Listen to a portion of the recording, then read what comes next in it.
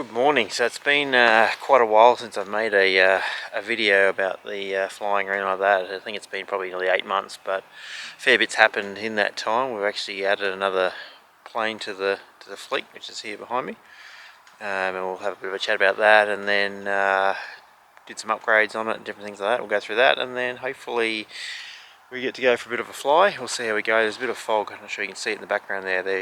We're here in Central Otago and Cromwell, and we have a thing called June gloom that basically a bit of an aversion that sits as we're changing into winter. And thankfully this morning it's just started to burn off. Normally this time of year the runway can be completely under fog, and it takes good 5, 6, 7 to the afternoon to clear, but today it seems to have cleared, so hopefully we'll have a bit of a walk around this plane, and then we'll hopefully strap some cameras on and see if we can go for a bit of a quick fly and yeah, go from there. Okay, so behind me we have a Savage Cub, Zlin Savage Cub. If you go on YouTube, obviously there's lots of different videos about them, but I bought this off a friend of mine who owned it for, he bought it near new, he didn't build it, it was built up on the North Island, and then he purchased from them. And he probably put, yeah, I'm not sure how many hours on, probably about 40 or so, or 50 hours on it, and then stepped up to a carbon cub. So once he put this on the market, I jumped on it and purchased it. When I bought it, it was pretty much stock aircraft, apart from the previous owner, friend of mine, who upgraded some avionics in the machine, put new Garmin radios, ADS-B in and out, Garmin Air, GPS, and things like that inside it, which was good. And then since then I've managed to do a few more upgrades on that, so we'll have a look around and show you those. But yeah, basically I've had the plane now 7 months, I think. Took a lot longer than I thought it would take, or hoped it would take, to do the tailwheel rating, but at the start it was pretty bloody terrifying. But now we got it all sorted, and I didn't want to film any of that training or anything like that sort of stuff. I just wanted to get in and fly the thing and just get used to it, so hence why just making now a little video on it now, sort of yeah, 7 or 8 months after purchasing it. But in that time also we've done some upgrades to it to make it even better and more capable machine, way beyond my capabilities, but it'll be good in the future, and she's a good wee plane. But obviously it's quite a light. It's under the microlight class, so 600 kilo max takeoff weight, so it's quite a light aircraft comparing it to the 206 I'm used to flying. So she's perfect weather flying. I don't think I'll be taking it out when it's blowing more than about 10 knots of wind, but 10-15 knots. But apart from that, she'll be a good day flyer. Get out in the mountains and go land on some backcountry strips and things like that. We had a good fly in a couple of weeks ago now at the AOPA Marama flying. Had a bit of a midwinter, not a midwinter, but an early or late autumn, early winter flying for one night and 2 days. It was quite cool. We did yeah, a dozen or so strips around the Central Otago sort of area, and it was quite good to cement the landings in and get a few more hours under the belt in the tailwheel. So as you can see in here, we've got get the stick out of the way here. We've got ADS-B in and out, new radios, the Garmin Air, I think it's not the 660, the smaller version of that. And the other thing I added, which you can probably see a little screen up here, I'm not sure if you can quite see it with the sun coming through the screen here, but we actually put a little reverse camera in, because it's got such a high angle attack here on the ground. So when you're taxiing sort of on real narrow short strips, it's good to be able to have a little bit of forward vision, just in case there's any obstructions or anything like that. But apart from that, you obviously do our ass turns to see, but pretty standard apart from that. Obviously the front rear seating configuration, 2-seater, data plate up the top here. Not sure if you can sort of quite make that out, but registrations Lima Alpha Papa, serial number 322, and there's a 2020 build date, and then obviously a bit of storage in the back area.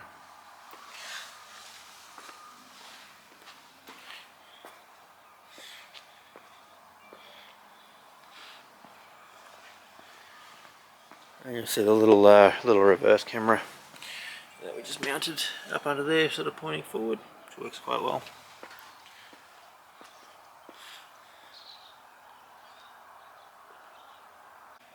So the obviously awesome upgrades that we did, which obviously most bush planes get the upgrades done, are the Alaskan Bushwheel Airstreak tyres, so the lighter version, and they're in a 26 size. Obviously there's 26 is probably the smallest you get off them, 29s, 31s, 35s I think they go up to, but we got the 26s, which should work well on this small aircraft and light aircraft. We also did the TK1 shocks, the Shock Monster shocks from TK1 Racing. I think Tony there, he's obviously really good support, real quick, easy to do. Obviously we're in New Zealand, so had to ship them from over in the US, but fast shipping, easy to install. And the other thing we did as well is the Beringer brakes, so single dual piston calipers with the floating rotor, and ordering those through the US as well through Brian Bowen, I think his name's, from Bowen Arrow on YouTube. He's the agent in the US, so I managed to order them through them. Unfortunately that took a fair bit of time to come. Essentially the kit was ordered back I think very late December or early January, just before Christmas, and it was good we got the order in, got it ordered, but it took till sort of early May to arrive. Just they had such a backlog, and obviously people are buying up kits left, right and centre. Amazing kit, but just took a bit of time to get them, and unfortunately this plane was down for probably about 3 months. We had some brake issues with the stock brakes and leaking master cylinders and leaking calipers, so we had to obviously not fly the plane, which delayed my tailwheel rating and things like that until we got that sorted. We managed to fix it eventually with stock parts, but once we got these brakes and wheel kit on, it's much better. The other thing we did down the back here as well is the Shock Monster tailwheel. So that's another good kit to put on there. So it has the nitrogen shock rather than a coil spring. I think that there's a few different versions of tailwheels out there, but I just basically went with all the TK1 front and rear, and I think the rear is running on about 300 psi, and then the front's run about 140 psi. It seems to be working okay so far, but we'll maybe play around with that later on as we go. So that's pretty much the little aircraft. Good wee machine, but yeah, certainly still very new to flying a tailwheel, so just easing into it, and trying to get as much takeoff landings in. So far I think we're sort of getting off the ground by myself in about 50 metres, and then landings taking a bit longer. Just don't want to be too eager on the brakes and all that, so I'm happy to be able to take off shorter than I can land, and at least then I know if I can get into somewhere I can definitely get out of there, so that's quite cool.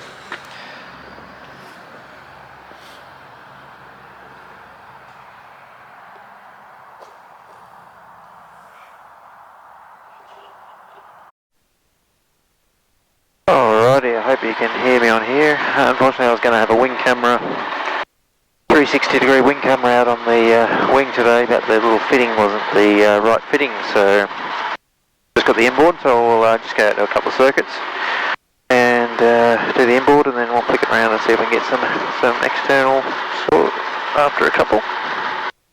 But here we go, this will be just a quick video, so literally just a bit of an update, and a couple of circuits, and we'll be good for next time. Get the camera sorted for the little wing.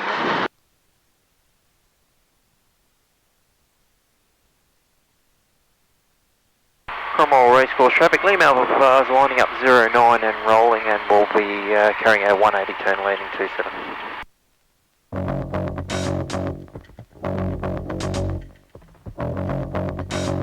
Okay, let's go.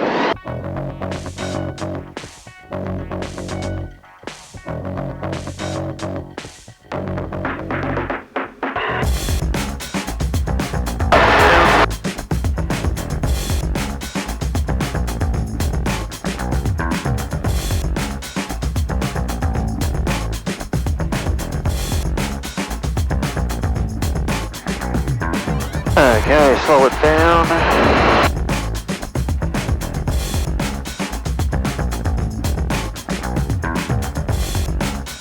Down to about 60 knots for the first degree of collapse.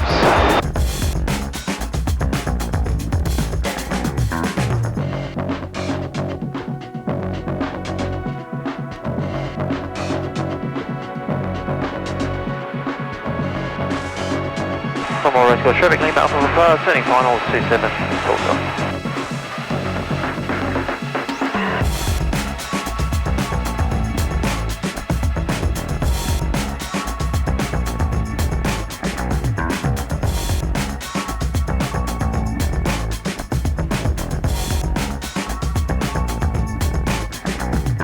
Still no wind on the ground.